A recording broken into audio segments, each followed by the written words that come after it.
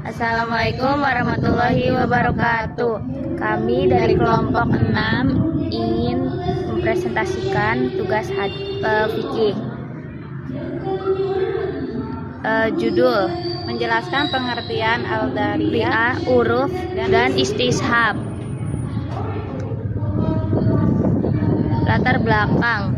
Secara garis besar, hukum Islam dibagi menjadi dua, yaitu hukum wadi dan hukum taklifi. Hukum taklifi menjelaskan tentang perintah dan larangan yang wajib, sunnah, makruh, mubah, dan haram. Sedangkan hukum wadi menjelaskan mengenai ketentuan hukum yang mengatur tentang sebab dan penghalang mani, sah, fasad, batal, azimah, dan rukhsah. Hukum-hukum ini dijelaskan syarat dalam Al-Quran ataupun Al-Hadis. Namun ada juga yang tidak dijelaskan dalam kedua sumber hukum Islam tersebut, sehingga para ulama merasa perlu untuk melakukan metode penentuan hukum Islam yang tidak atau belum dijelaskan secara terang di dalam Al-Quran dan Hadis. Awalnya ulama berpijak pada Al-Quran, hadis, dan ijtihad dari para sahabat. Setelah Islam tumbuh dewasa dan semakin banyak pula budaya yang masuk dan mengakibatkan munculnya berbagai pertanyaan tentang budaya baru dan berbeda yang mana tidak ada pada zaman Rasulullah. Oleh karena itu, pakar usul fikih menulis kaidah yang sesuai dengan tata bahasa Arab serta sesuai dengan dalil yang digunakan ulama penyusun ilmu fikih.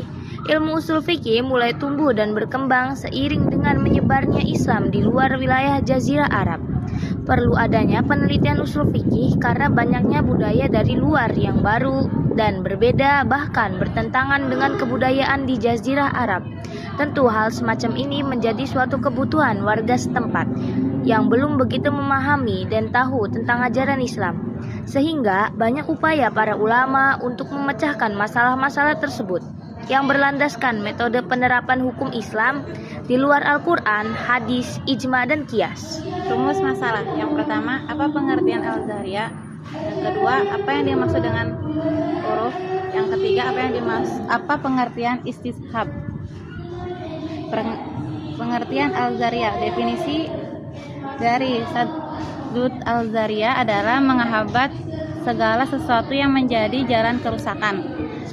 Objek al-dariyah ditinjau dari segi akibatnya dibagi menjadi 4. Yang pertama, perbuatan yang akibatnya menimbulkan kerusakan atau bahaya. Kedua, perbuatan yang jarang menimbulkan kerusakan atau bahaya. Ketiga, perbuatan yang berdasarkan dugaan yang kuat akan menimbulkan bahaya. Keempat, perbuatan yang lebih banyak menimbulkan kerusakan, tetapi belum kuat menimbulkan kerusakan itu. Dalam kajian usul fikih, Sadd al-dariyah dipandang sebagai salah satu metode ijtihad yang digunakan dalam penetapan hukum Islam. Istilah ini merupakan gabungan dua kata dalam bentuk idhafa yang masing-masing memiliki makna tersendiri. Namun ketika disatukan menghasilkan pengertian yang utuh. Secara etimologis, kata sad berasal dari sadda yasuddu saddan yang bermakna menutupi, menyumbat, atau menghalangi. Sementara itu, al-dariyah merupakan bentuk tunggal dari al-zara'i yang berjalan sarana atau perantara untuk mencapai suatu tujuan atau perbuatan. Dalam istilah al-dariyah digunakan oleh masyarakat Arab untuk menyebut unta yang dimanfaatkan dalam kegiatan berburu. Unta tersebut dijadikan sarana untuk mendekati hewan buruan, sementara pemburu berlindung di sisinya agar tidak terlihat. Setelah jarak cukup dekat, barulah pemburu melepaskan anak panah. Oleh karena itu, menurut Ibn al-Arabi, istilah al-dariyah kemudian digunakan secara metaforis untuk segala sesuatu yang dapat menjadi sarana menuju suatu yang lain. Amir Syarifuddin menjelaskan bahwa Sadd al-dariyah berarti menutup jalan terjadinya kerusakan, fasad, yaitu dengan mencegah suatu perbuatan yang berpotensi menjadi hal-hal yang dilarang.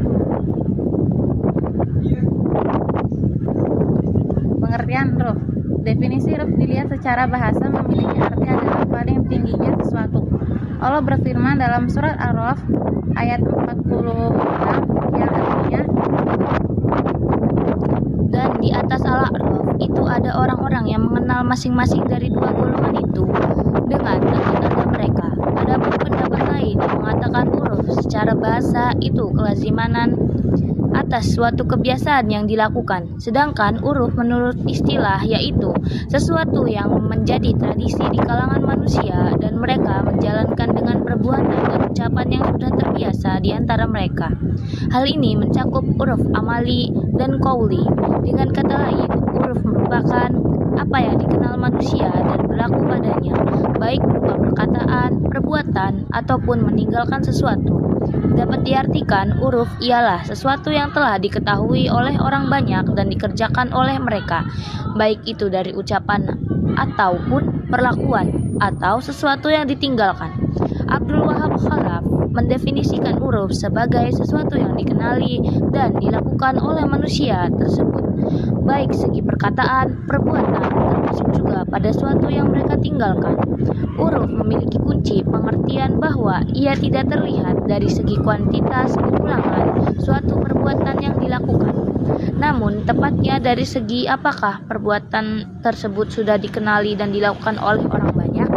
Dalam nyatanya, banyak dari ulama fikih mengartikan uruf sebagai kebiasaan yang dilakukan banyak orang dan timbul dari kreativitas atau imajinatif dalam membangun nilai-nilai budaya. Sisi lainnya, baik dan buruknya kebiasaan tidak menjadi persoalan yang begitu penting asal dilakukan secara bersama.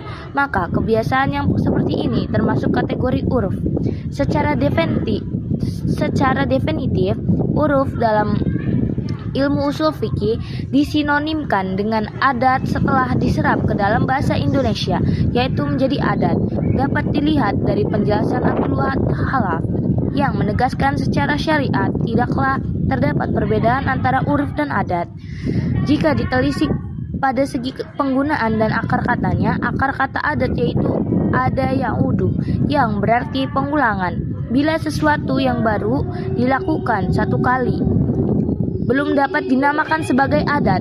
Adapun kata uruf pengertiannya tidaklah melihat dari segi berulang kalinya suatu perbuatan dilakukan, tetapi apakah suatu ucapan perbuatan itu dikenal atau tidak oleh banyak.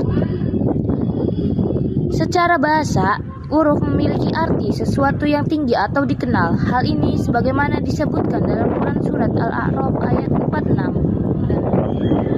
artian istishab adalah sebuah konsep dalam ilmu usul fikih, kaidah-kaidah hukum Islam yang berasal dari kata Arab. Istishab secara harfiah berarti mengikuti atau melanjutkan dalam konteks hukum Islam.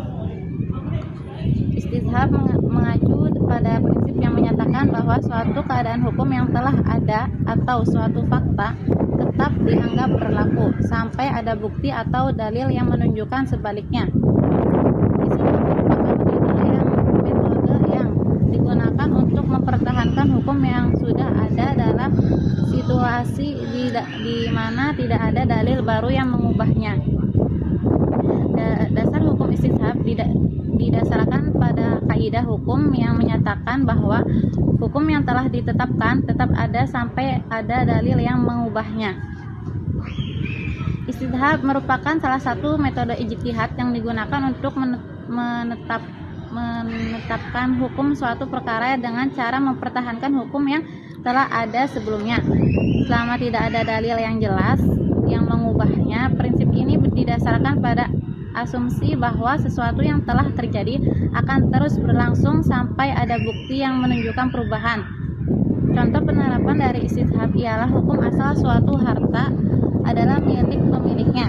Jika seorang mengaku memiliki suatu harta tetapi tidak memiliki bukti yang kuat untuk membantah lainnya. Manfaat dari istishab ialah menjaga kesinambungan hukum, mencegah terjadinya perbedaan pendapat dari dapat memudahkan penerapan hukum dalam kehidupan sehari-hari.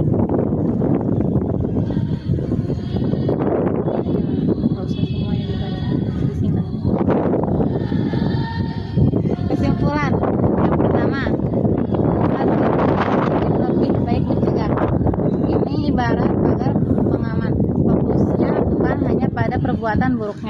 tapi pada jalur menuju perbuatan buruk itu.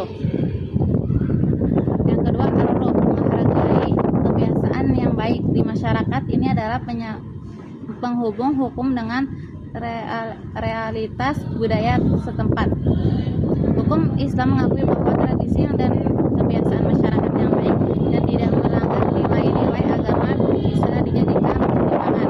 Yang ketiga, istilah prinsip status dan prinsip status ini adalah asumsi dasar yang mencegah kepastian. Prinsipnya, suatu keadaan yang sudah berlaku dianggap tetap berlaku sampai ada bukti kuat yang mengubahnya. Sekian dari kelompok 6. 6. Terima kasih. Assalamualaikum warahmatullahi wabarakatuh.